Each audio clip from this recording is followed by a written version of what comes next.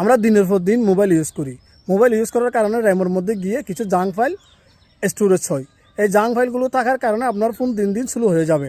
তাই এই জাঙ্ক ফাইলগুলো আপনি কীভাবে ডিলিট করবেন, ক্লিয়ার করবেন, তাহলে একটু দেখে আসি। সেটিংয়ে যাবেন, সেটিংয়ে গিয়ে এখানে লিখবেন সরাসরি মেমোরি। মেমোরি লিখে দিয়ে সার্চ করবেন। এখানে দেখেন মেমোরি। কারণ এখানে সার্চ করার কারণ হচ্ছে মোবাইলের মধ্যে অনেক অপশন আছে।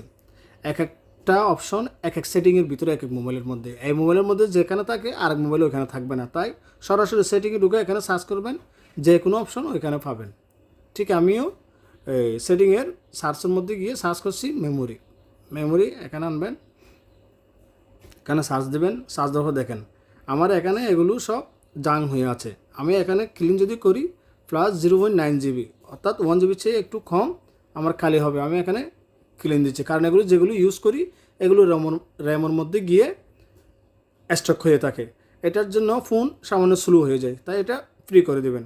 দেখেন এখন আমার ফোন 2.1 GB অ্যাভেলেবেল। এখন আমার ফোনটি ফ্রি হয়ে গেছে। যেগুলো আমি এতদিন ইউজ করছি জাংগুলো ক্লিন হয়ে গেছে।